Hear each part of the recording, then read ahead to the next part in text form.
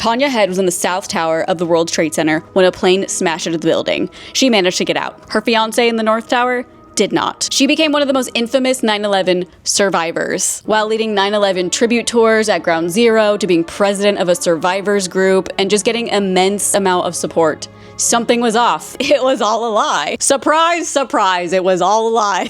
When I was doing this, I was thinking about how many people who watch me maybe weren't even alive during 9/11. I volunteer at an animal sanctuary, and a girl who volunteers there is from Colombia. One time I was just like, what was 9/11 like over there? Like, was it like a huge story? What happened? And she was like, well, I was born in 2002. I was like, okay. So Tania Head, she's born in 1973 in Barcelona. All right. I want to start this with her relationship with her fiance, because this is like a big part of the story. She says her and Dave, his name is Dave, were a perfect match. It was like a crazy love story. They finished each other's sentences. It's like they were the same person.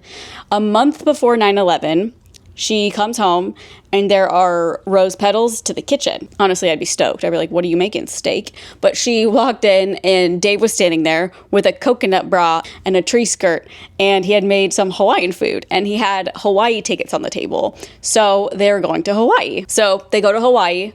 He proposes. She describes it as they got Maui'd.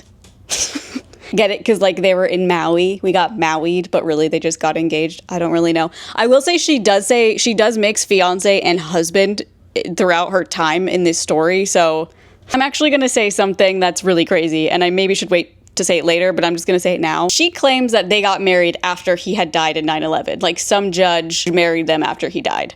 Is that even a thing? I don't know. I didn't even care to look it up. I don't want to know, to be honest. So 9/11 happens.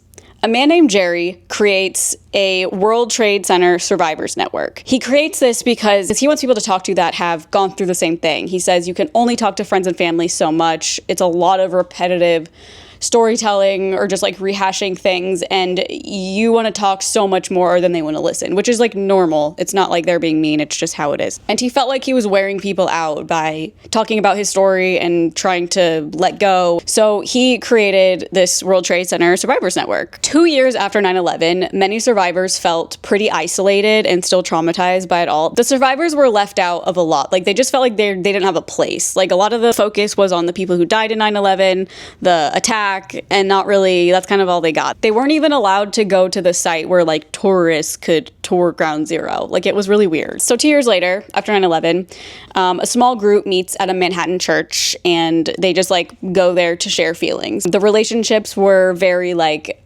anyone will listen, anyone can talk, anyone can say how they feel. It's very open and non-judgmental, and we're all here for each other kind of vibe. Each week, more and more survivors showed up, and it was a really great place for them to feel connected and like they had a community and just somewhere to go to talk about it and find community within it. It was pretty informal, but it grew because, like I said, people wanted a place to go. There was one woman in this group that had such a crazy story. Her fiance was in the tower, and she's like a mail lady. She was delivering mail as people were like jumping out of the building. So like it was just crazy. You were outside, he was inside. You were both doing your jobs. You were both at the World Trade Center, and that was all happening. But one woman's story really stood out. Tania Head. So this is her story. Okay, which again, she didn't tell for a couple years until after 9/11. But this is what happened according to her. She was on the 78th floor of the South Tower, which is literally the floor that the plane hit. So it makes her one of 19 people that survived from either the point of impact or above. So it was like a crazy statistic. She worked at Merrill Lynch. She worked very high up at Merrill Lynch, actually. She was saying she was waiting for the elevator when the plane hit. The North Tower was hit first, so that had already been happening. And apparently her coworker was like, oh my gosh, another plane is coming, like looking out the window seeing a plane, and then her coworker gets decapitated from the plane, which I'm just like, girl, I just feel like this happened so fast, you wouldn't even see someone get decapitated by an airplane. But Tania's saying her body was thrown across the floor. There was just flames and chaos. Her arm was severed. It was like hanging on barely by some skin. She said she like tucked it into her shirt just in case she got out and doctors could put it back onto her. She saw dead and dying colleagues. There was even a dying man. Sorry, it's actually really crazy. Like, now that I'm saying all this, I'm just like, how did anyone believe this? A dying man was giving her his wedding ring saying, please give this to my wife. You know, in like a movie. Tania said she felt like she was on fire. Like she felt the air get sucked out of her lungs. She felt like she was flying. She felt the warmth from the explosion. She could smell her own skin burning. And she's really saying things that a lot of survivors also said that they experienced. All she thought about was her wedding dress that got her through. My wedding dress. Apparently they were supposed to get married like a month after this. So all she's thinking about is this wedding dress. So she's just like, my wedding dress. I'm only thinking about my wedding dress. I'm also thinking about how big this lie is. Also thinking about how maybe I'll go to jail one day. I don't know. No, but then she says a man in a red bandana saved her. So she sees this man in a red bandana. I think she passes out and then she just wakes up in the hospital. And she is there until after Thanksgiving. And she describes this as pretty difficult, obviously, because she was in a wheelchair, but she could only use one arm because her other arm was like literally barely hanging on by a thread, but put on by the doctor or whatever. So she couldn't use it. And she also just described having survivor's guilt, which many 9/11 survivors felt this. Like many of them felt this. They were like, why did I have to live? Like, why did I have to live and all these people had to die? It's a very common feeling when you survive a tragedy that a lot of people did not survive. A lot of people just like couldn't even live with themselves. They're just like, how, like, was this God, fate? Like, what was this? I hate that I lived and I hate that all these people died. It was a whole thing. People were really, really traumatized by it. So this man with the red bandana, his name is Wells Crowther. He is a real person. And his specific heroic actions were like widely mentioned in an article in 2002 because he saved a bunch of people that day on 9/11 and he lost his own life. But I think he saved 18 or 19 people. And his parents actually found out. I mean, I think they assumed he died because he was in the towers when it all happened, but they had no answers. They don't know where he was, if he died or whatever. And his parents read this article and they were like, oh my God, that has to be our son because he has always carried a red bandana around since he was a kid. And he was in the World Trade Center and he was just like that. But Tania's story about Wells changes over time. Like it started her saying she saw him, then she says he put out a fire that was on her arm, and then she says he led her to a stairwell. So it's kind of like, huh? Jerry, the man who started the Survivors Network, noticed this and was also just like, maybe this is trauma though, because obviously when people go through trauma, they can't remember certain things, etc., etc. Also, I just want to throw this out there. 9/11 killed 2,800 people and fewer than 300 complete bodies were ever found. So on the outside, Tania is coping well. She's a part of the Survivors Network. She's putting so much effort into this community that people a part of it are literally like, they felt guilty. They were like, we're not doing as much as she is. Like, we should be doing more like her. Like, she was lining up speakers. She was fundraising. She was scheduling meetings. She would even give her own money to the organization out of her own pocket for some reason. She found a lead trauma expert to lead their therapy sessions, and she secured state funding for the organization. So here she is, also a survivor of this crazy tragedy among these others, and they're just like, how is she mustering up all this energy? Like, I feel bad, I can't even do half of this. Meanwhile, she's just lying, so. And mind you, at this time, these other survivors like don't know her full story yet. So I want to talk about one woman in this group. Her name is Linda. Her and Tania became like best friends. They were always together. They were like sisters. I mean, Linda was like, Tania taught me how to be strong through all of this. So by 2003, survivors were still kind of being ignored.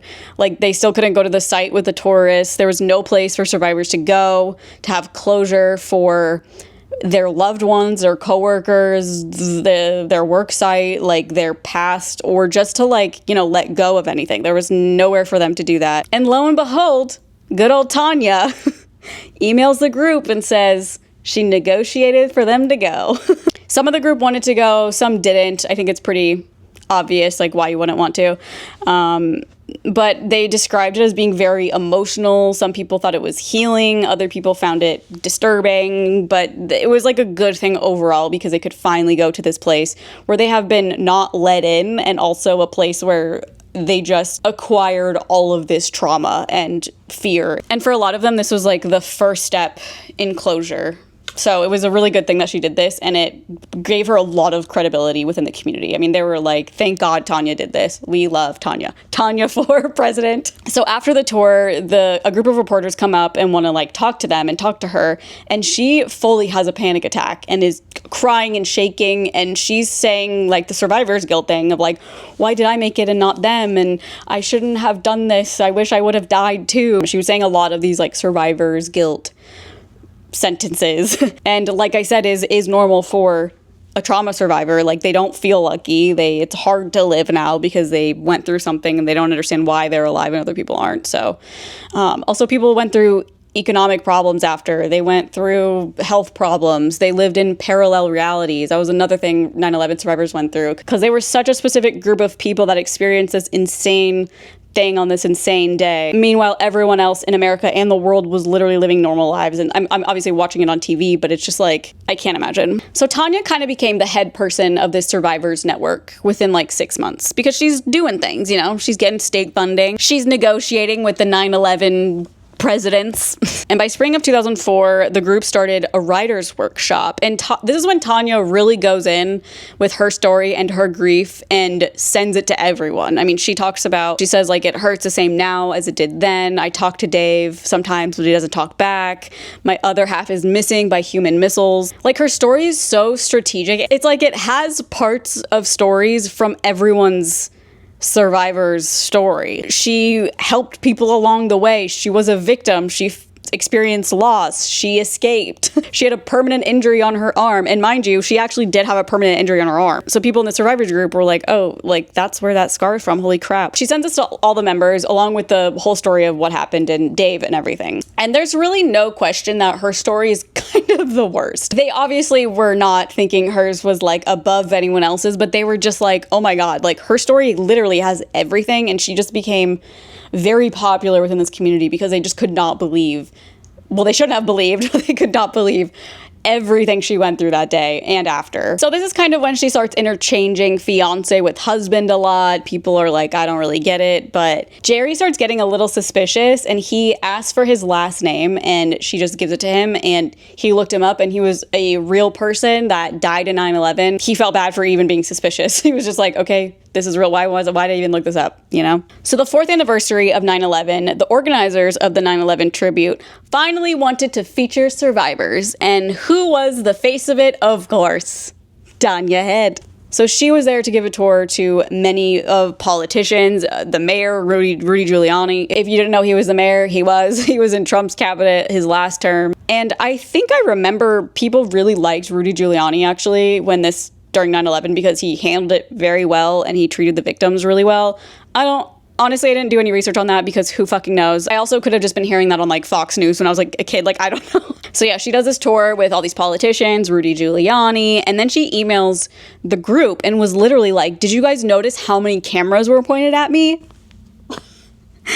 She was like, who I was giving the tour to. Like, I can't believe that happened. I can't believe I was so overwhelmed. Oh my God. But most people thought it was a good thing. They were like, I'm glad this is getting out there and people are realizing there's people like us who exist. So the mother of Wells, the man who saved Tania, the man with the red bandana, wanted to meet with Tania. It was a crazy story, and she, had a relation with their son kind of, and it was special to them, so they wanted to meet. And Tania was a little like reluctant, and she explains, I don't believe it really, but she says other families sometimes were like too angry at her because she survived and their loved ones didn't. I guess that could be true, but I also feel like that's just an excuse. Like, I feel like if you're in that situation, people were just wanting questions answered about their loved ones. It's no, like, I can't believe you survived, unless they're like insane. So they meet very privately, and she gives them details about his beautiful brown eyes, his bandana, and how he put out the fire that was on her arm. She says she has a picture of him in every room of her house. And his parents are touched by this. And she even says that she's going to put the piece of clothing that was burning that he touched, she was going to put that in a frame or a plaque or something and give it to them. She never did. But they were like, this girl is amazing. Like, they did not suspect anything. In 2006, Tania becomes the president of the Survivors Network, which was not even a role. Everyone was just, like, Jerry was just, like, the founder, but everyone was treated equally, and everyone made decisions within their group, and it was just one unit. But now she is the president. So how this happened was Tania told Jerry that people were saying he didn't represent the survivors well enough. And she was, on the other hand, I guess, saying this to everyone, and they kind of were agreeing with her. She made everyone ghost him. Even Linda was convinced that he was like bad for the organization, even though she said in her heart, she's like, I love Jerry. Like, I adore Jerry. He's so great. But somehow Tania got her to believe that he was not good for the organization. So Tania told him he was not going to be reelected for the board, and he wasn't, and he left. And he describes right after that, he was waiting for the bus, and he had like a physical reaction. Like, he started physically shaking, and he was just like, what? Why did they all turn on me? Like, this is so bizarre. So he's having self-doubt and is confused. And this poor guy, like, he started this whole thing because he wanted people to talk to and a community to go to, and here he is kicked out of it. Like, all right, so later in 2006, Wells' family, guy with the red bandana, dedicate a sculpture of Wells and invited Tania to come. They described Tania being so extremely nervous and anxious. She went up to read what she was going to read, and she couldn't. Linda had to read it for her. She made Linda read it, but Linda was fine with it. Linda was literally like, Wells is my hero too, because he saved my best friend, so that also makes him my hero. Like, that's how tight-knit she felt to her. And apparently Tania did therapy. She did a therapy called flooding, which I looked it up because I have no idea what flooding therapy is. And Google said, flooding therapy is an intensive behavioral treatment for phobias and anxiety where a person confronts their maximum fear all at once without escaping. The goal is to sustain this exposure until the body's anxiety peaks and naturally subsides, teaching the brain that the feared situation is ultimately harmless. So she voice recorded her telling this story in detail, because this was apparently her therapy, and she played it all the time and always around Linda. Like, she always wanted Linda to listen to it, and eventually Linda was just like, I cannot listen to this anymore. Like, it is too overwhelming for me. Like, I've heard it so many times. I also was there. I can't listen to it. And Tania gets mad at her and calls her selfish, which is so insane. So September 7th, 2006, New York Daily News writes an article all about Tania's story. And this is the first time it's really like out in public and people are reading it. And they're thinking, holy crap, this woman is a freaking miracle. I feel so bad that her fiance slash husband slash they got married after he died in one of the towers. She has survivor's guilt. She's now leading this survivors network. She's doing all these amazing things. What a great person. But New York Times journalists were confused because this is the part I'm a little confused on. They either interviewed all the survivors or had a list of all the survivors. I'm not sure. And she was not a part of that. So New York Times was like, this is weird. It was weird, but they also wanted to do a story on her because they read this article and they were like, oh my God, like, huh? And she's one of the biggest survivors, so they thought that they would do a story on her. A couple days after the 6th anniversary, Tania comes to the Survivor Network and she is frantic. She's like, oh my God, a New York Times reporter is trying to do a story on me. It's a good story. It's a really nice story. It's about my advocacy and where I am now. She agreed to do it, but then eventually pushed back because she was convinced they were going to tell a bunch of lies about her and like twist her words. She actually was on her way to meet with one of the reporters for their first time meeting, but then she canceled because she said she was going to be late.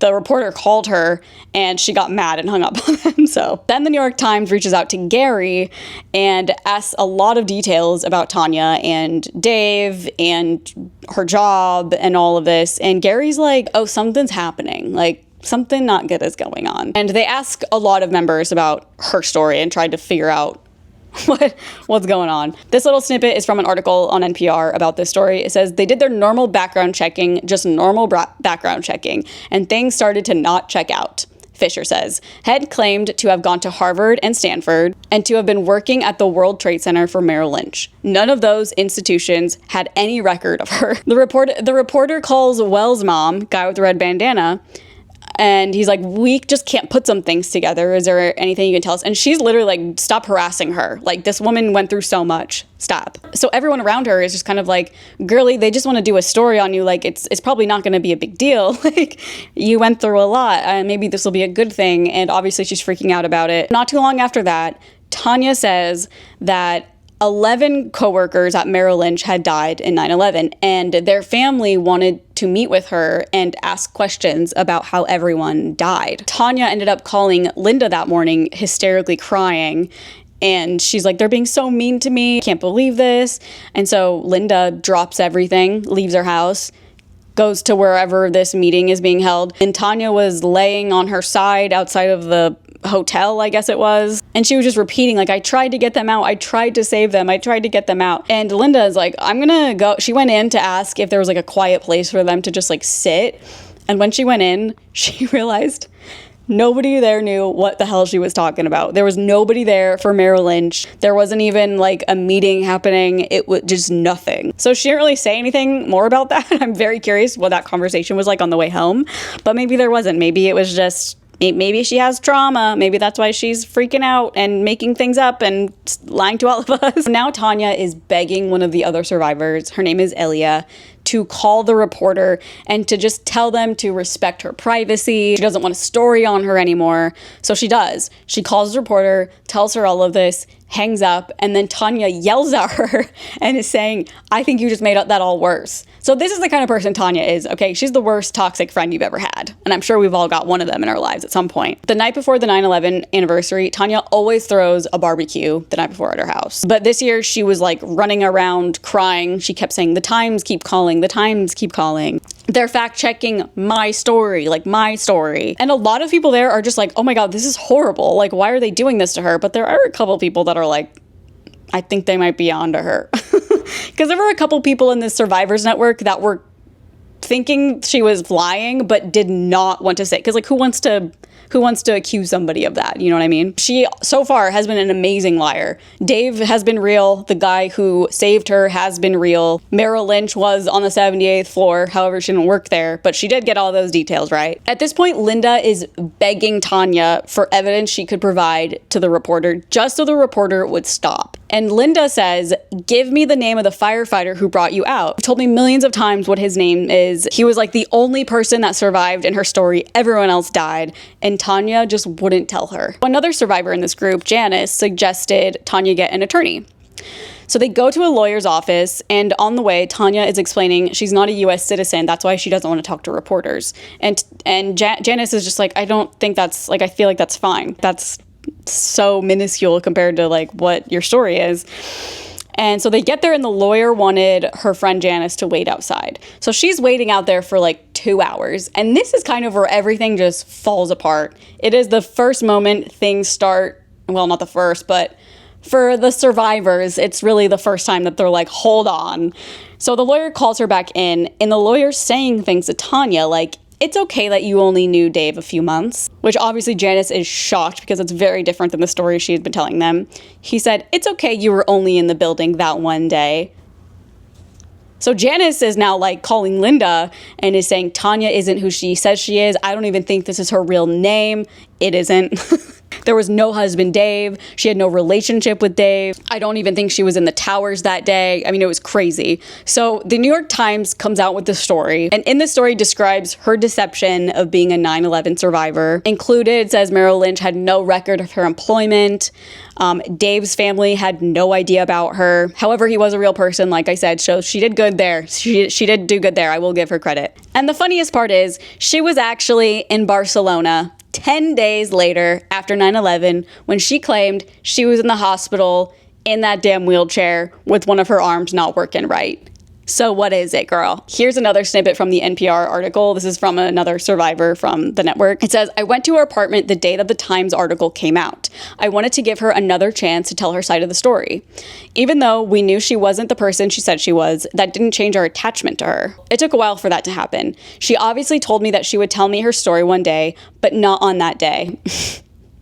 And she never did. So the Survivors Network group is mostly all very embarrassed and cannot believe that somebody got so far in to be the president of a survivors group, and she wasn't even in the freaking United States, most likely, when 9/11 happened. So, and Linda is shattered. And she describes thinking of Tania's story as God was there. She was like, if God was there for her, he was there for me too. So like now that whole belief is shattered and her whole view of surviving is changing, and I'm sure that caused so much I can't imagine. Now obviously she has so much pain, hatred, anger for Tania. And you know what? I don't blame her. So then a reporter in Barcelona gets a call that Tania Head looks familiar. Her real name is Alicia Steves. I hope I'm saying that right. At the same time, I kind of don't care.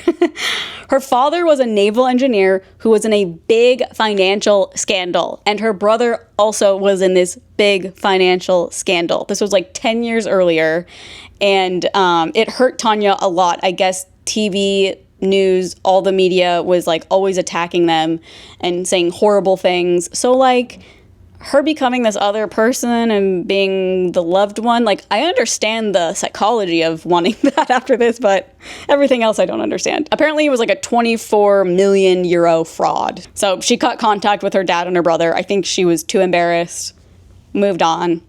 And she never really did anything technically illegal. Like, she never stole money. She didn't really make money anyway. Like, she gave money to the organization, so it really wasn't even about money, which is crazy. And her arm, funny enough, like I said, her arm was actually messed up. Like, people could tell that it had been put back on her body.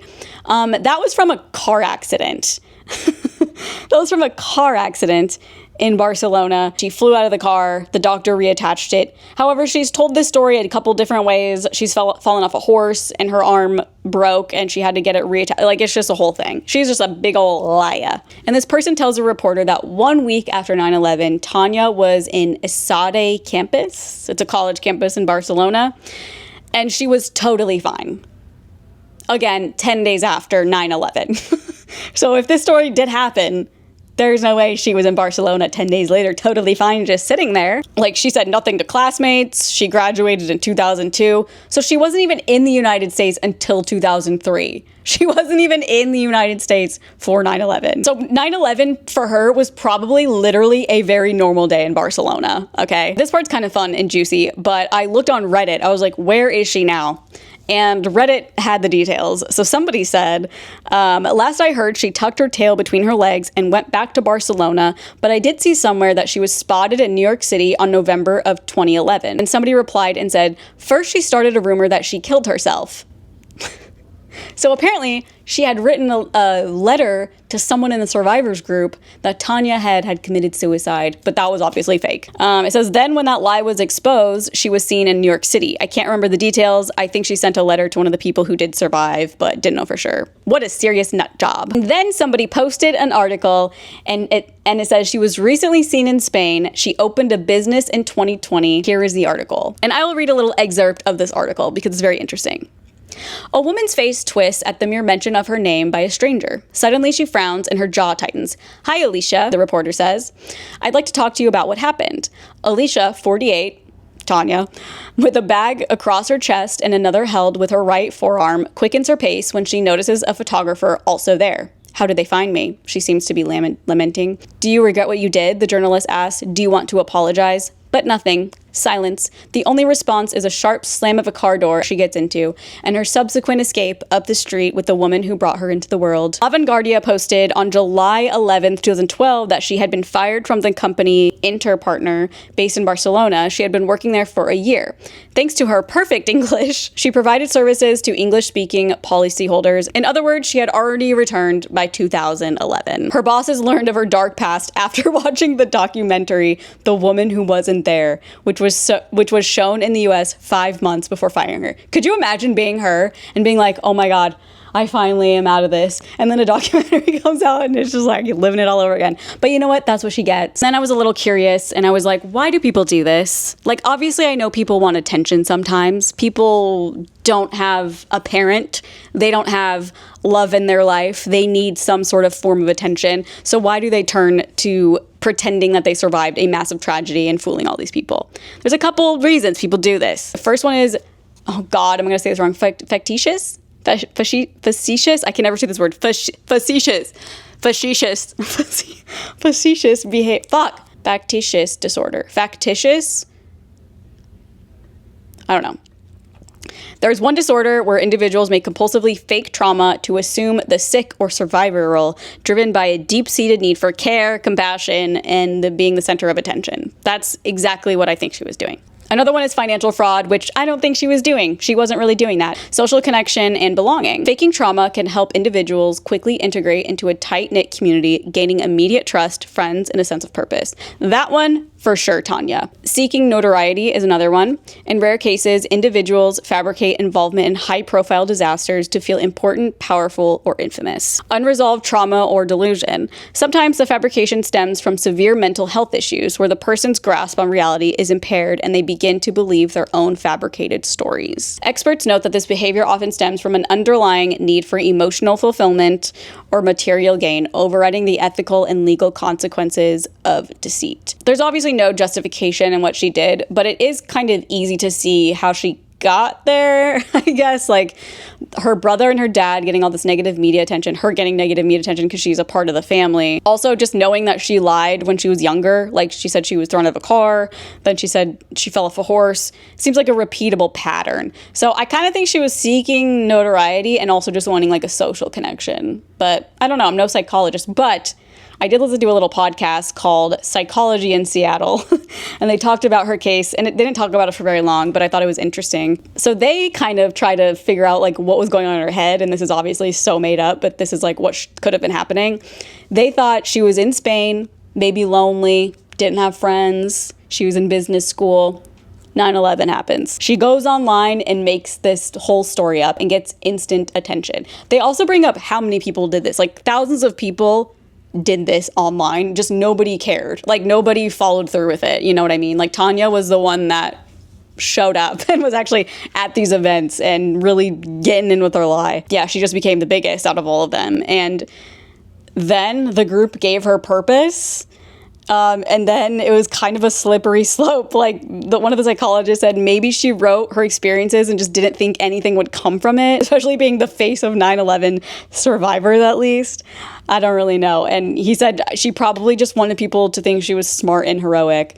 So I don't know. I thought this story was crazy. I remember I watched this documentary a couple of years ago. It's called The Woman Who Wasn't There, if you want to watch it. Again, I feel like I've said this every time I've done one of these little essays, but my favorite stories are not necessarily true crime, but they're stories where people just lie and lie and lie. And it's like, you're gonna get caught. What are you doing? Why are you lying? It is the most bizarre psychological thing to me. I do not understand, and I think that's why I find it so fascinating. What do you guys think is worse, lying about cancer to millions of people or 9/11? I don't know. Make sure to subscribe if you haven't, please, especially if you like these kind of videos, because I'm having fun doing this. And if you know of any stories that are similar, or not even similar, but just like, I don't know, someone who lies so hard they go to jail, you know what I mean? I love those stories. But yeah, subscribe. I'll see you guys next time I post. Bye!